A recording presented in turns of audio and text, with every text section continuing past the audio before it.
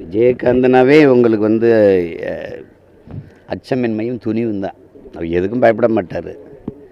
நான் பார்த்து வரைக்கும் நெருக்கமாக பழகுற வாய்ப்பு எனக்கு அந்த அவர் நடித்த தவசி படத்தில் நான் தான் உரையாடல் எழுதினேன். அப்போ அதில் அவர் கூட இருந்து பணி செய்கிற படப்பிடிப்பு தலங்களில் மனம் விட்டு பேசுகிற நிறைய வாய்ப்பை நான் பெற்றேன். அதுக்கு முன்னாடி எங்கள் அப்பா மணிவண்ணன் அவங்கெல்லாம் நண்பர்களாக இருந்தபோது, நாங்கள் திரைத்துறையில் இருக்கும்போது நட்பு இருந்தாலும் கூட நெருக்கமான பழக்கம் அப்போ தான் எங்களுக்கு ஏற்பட்டது. அப்படி நம்ம பார்க்கும்போது தூரமாக பார்க்கும்போது அவரை மாதிரி நடிக்கிறதுக்கு ஆட்கள் வரலாம், அவரை மாதிரி சண்டை போடக்கூட ஆட்கள் வரலாம். ஆனால் அவரை மாதிரி சிறந்த மனிதர் வருவது ரொம்ப கடினம். அதுவும் திரையுலகில் இருந்து கொண்டு புகழின் உச்சிக்கு போய் வந்த பிறகு அது அந்த தலையில் ஏறாமல் பார்த்துக்கிட்டார். எல்லாரோடமும் சமமாக பழகிற ஒரு வாய்ப்பு ஒரு மனிதர் திரையுலகில் இருந்தார் என்றால் அது அவர் தான். அதனால் அவர் என்ன சொன்னாலும் எல்லாருமே கேட்பாங்க.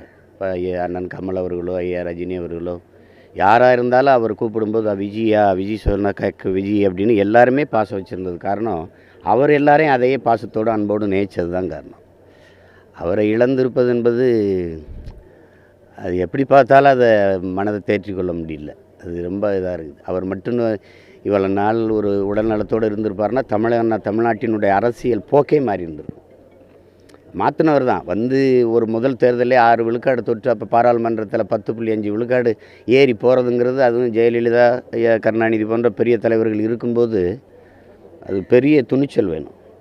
அப்போ அதனால தான் சொன்னேன், அவர் துணிச்சல்காரர், பயப்பட மாட்டார். எது இருக்கும் கடுமையான உழைப்பாளி.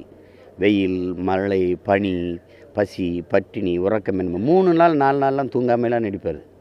அந்த இதெல்லாம் தமிழ் திரையுலகில் எந்த நடிகருக்கு இருக்காது. அப்படிப்பட்ட ஒரு கலைஞன் அவர். அதையெல்லாம் தாண்டி ஆகச்சிறந்த மனிதர். நல்ல மனிதர்னு ஒரு வார்த்தையில் அடக்கி விட முடியாது. ஆகச்சிறந்த மனிதர், பெரிய பண்பாளர், எளிமையாக இருப்பார். படப்பிடிப்பில் போய் அவங்க கொடுக்குற பேண்ட் சட்டை போடுவார் ஒழிய மற்றபடி கதர் சட்டை கதர் வேஷ்டி தான். நீங்கள் பார்த்துருப்பீங்க.